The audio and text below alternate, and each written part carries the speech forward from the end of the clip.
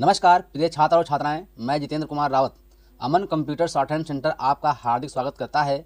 जो छात्र और छात्राएं सिंह प्रणाली शॉर्ट हैंड पूरी किताब पढ़ चुके हैं और उस किताब के मैटर की भी शॉर्ट हैंड डिक्टेशन स्पीड बना चुके हैं और उन्हें अधिक शॉर्ट हैंड डिक्टेशन स्पीड बनानी है तो संपर्क करें, क्योंकि हमने रामधारी गुप्ता की किताब में से 203 पेज डिक्टेशन के लिए हैं, जो प्रत्येक पेज में 400 शब्द हैं, जिनका डिक्टेशन 60, 80, 100 व 120 शब्द प्रति मिनट की स्पीड से 400 व 800 शब्दों पर दिया गया है।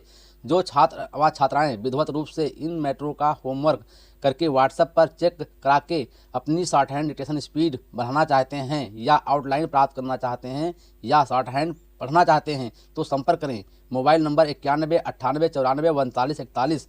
दूसरा है 700 790 52 75। अतः संपूर्ण पढ़ाई व्हाट्सएप पर वीडियो के माध्यम से कराया जाएगा। धन्यवाद।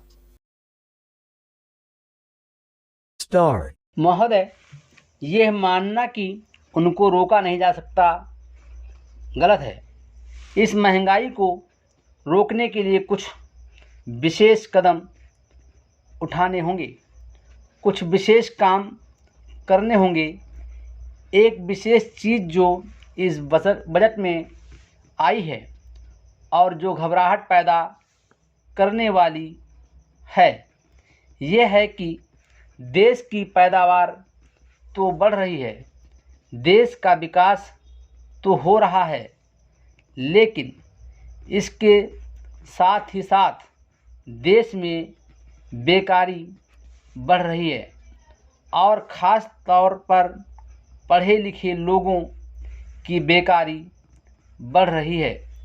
लोगों का बेकार होना खतरनाक चीज़ है।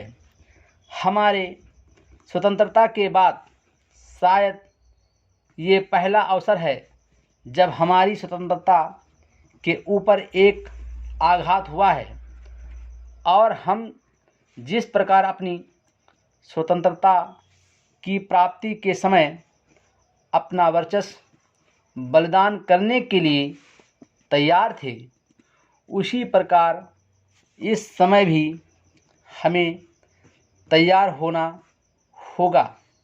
माननीय प्रधानमंत्री जी के मत से मैं सर्वथा सहमत हूँ कि ये एक ऐसा अवसर है जिस अवसर पर कि इस देश की प्रतिनिधि संस्था जो ये लोकसभा है, उसे इस संबंध में अपनी स्पष्ट राय देनी है और उस राय को देने के बाद हमें उस राय के अनुसार सरकार जो भी कार्रवाई करे उसमें सरकार को पूरा सहयोग भी देना है। प्रजातंत्र में प्रजा के पूर्ण सहयोग के बिना काम नहीं चल सकता, चाहे वो कोई काम हो, छोटा काम हो या बड़ा काम हो। फिर यह तो हमारी स्वतंत्रता की रक्षा का प्रश्न है और ऐसे अवसर पर प्रजातंत्रवादी राष्ट्र को उसकी सारी प्रजा को सरकार के साथ सहयोग के लिए तैयार रहना चाहिए। मैंने ये बात कई बार कही है और मैं फिर इससे दोहराना चाहता हूँ कि अनेक ऐसी बातें हैं जिनमें के भिन्न भिन्न राजनीतिक दलों के होते हुए भी सब राजनीतिक दल मिलजुल कर काम कर सकते हैं। यह एक ठीक इसी प्रकार का अवसर है।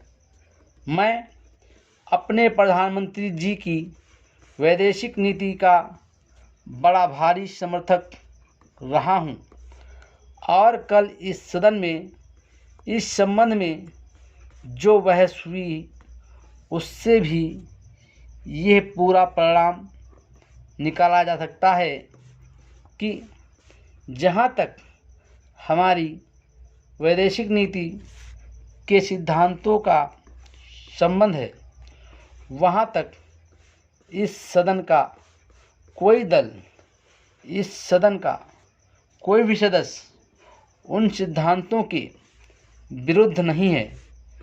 कल मैंने बड़े ध्यान से अपने साम्यवादी दल के नेता का भाषण सुना। उन्होंने ये कहा कि मूल प्रश्न हमारी मूल नीति के समर्थन का है। Full stop.